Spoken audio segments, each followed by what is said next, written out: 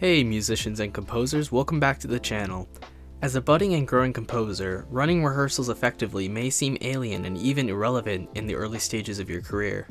But when you finally do work with real musicians, like I did in the past video, these tips will become super handy as you move in the uncharted territory that is running effective rehearsals. Today I'm going to be sharing some highlights of an interview I did with a fellow musician who met me through this channel. Yeah, so I'm Alicia Ann. I have my degree in vocal performance from the University of West Florida. I graduated last spring, 2020. I'm now living in Washington, D.C., and I'm a program coordinator at the International School of Music. We discuss all sorts of juicy topics related to composition, music, mental health, productivity, and more. But today we are focusing on how to run effective rehearsals. Her channel, along with her amazing blog, will be linked down below, so please check her out after you watch the whole video. Even if you're not a composer, there will be a ton of super handy tricks that you can use that Alicia shares for any aspiring conductors, band directors, or educators. The tools that you bring into rehearsal are highly specific to each conductor or director. If you're looking to move to a more high-tech solution, Alicia recommends using an iPad because there's a wide range of apps and tools that you can use to make your life a little bit easier. So when I would run rehearsals with my choir, the main thing I used was my iPad. And I used Notability to take notes and write down things that, oh, they suck at this. Let me take a note of that. I'm just kidding. They don't suck. They're always wonderful. But yeah, so my iPad's my number one tool, Notability, and then Fourscore is what I use to read my music from. Got it. I also ask about the specific apps she uses to accomplish specific tasks. Not to be too basic, but a calendar and metronomes, obviously, tuners. Yeah. Although I will say I'm not the biggest advocate for tuners because I think we should rely on these. Yeah, for sure. Do you have any favorite specific apps for your metronome and or tuner that you want to plug? Yeah, I use a Tonal Energy tuner and metronome. I think it's $3, and it's the best one I found. Oh, sure, yeah. I haven't heard of that. I might have to check that out. After hearing about the usefulness of an iPad during rehearsal, I asked her to delve a little bit deeper into the specifics of what her iPad workflow looks like and how the Apple Pencil fits through that. Some of your tools was using Notability to sketch ideas, motifs, free-form style compared to just writing it down in notation software. How helpful is an iPad for music creation and those sorts of things? Personally, I would say it's irreplaceable, and if I didn't have my iPad, I don't know if I'd be able to compose the way that I do. Wow. Do you have the Apple Pencil with that for writing down? Yeah, I have it right here. So yeah, iPad and my Perfect. Apple Pencil. Okay.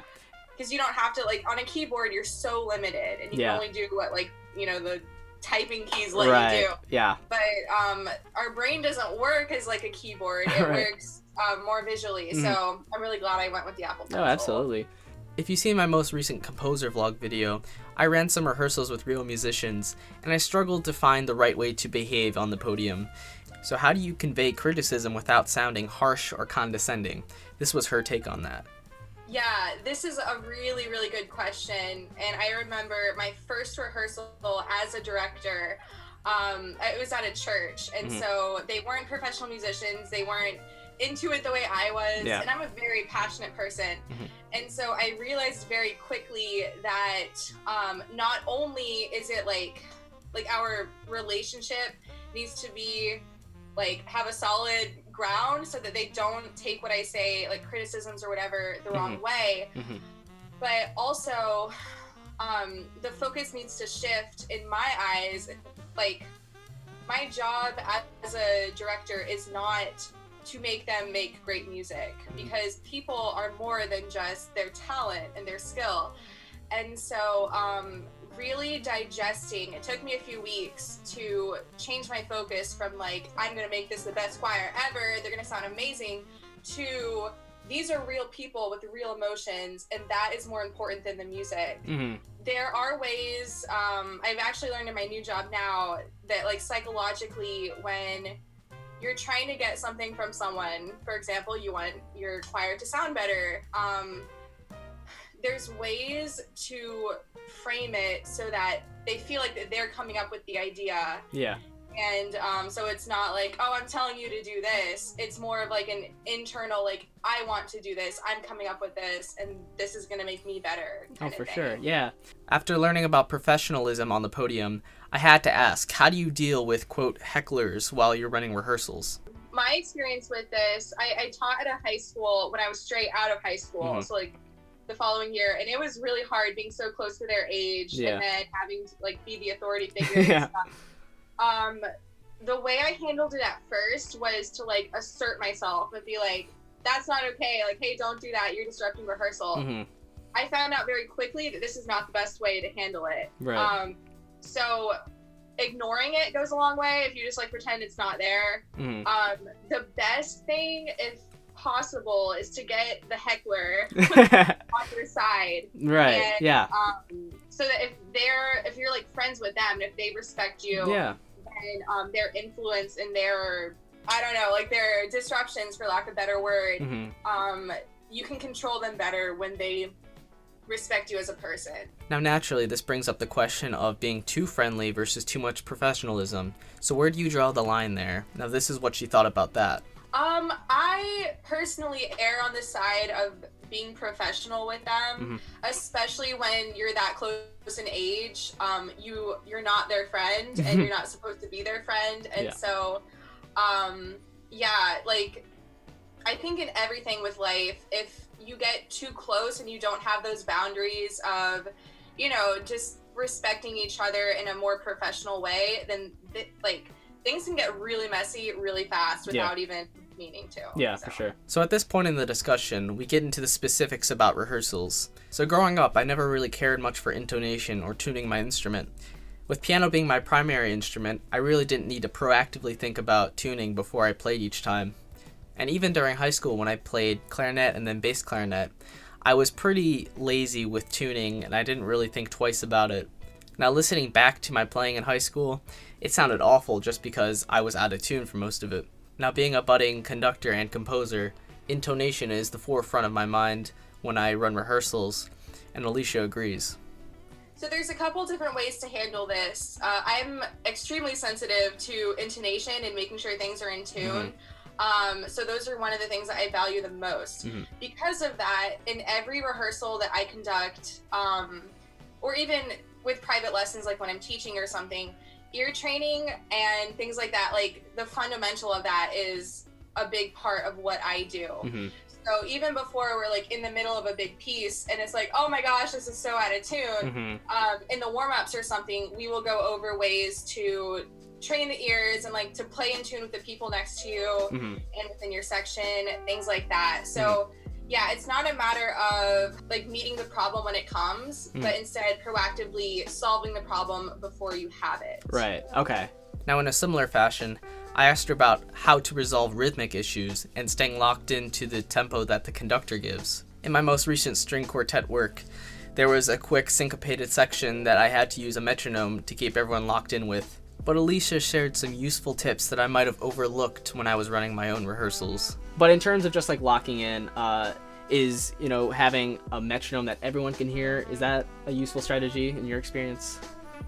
It depends on the setting, I would say, and it also depends on the level that the musicians are at. In general, like let's take an average. Let's say we're working with a high school band, because you could have different levels there. A metronome could be effective. So I'm really big on pitch, but I'm really bad at rhythm, and so it's something that I've had to it didn't come naturally, so I had to really work on it myself. Establishing like the subdivision was really big for me, and then feeling it in my body. So those are the two things that worked for me, and so those are the things I try to work with like my musicians with whenever it comes up. Sure. Got it. Now lastly, balance was something that I was personally curious about. I didn't know how conductors knew what the right balance was for different instruments and different sections, and I thought her insights were fascinating.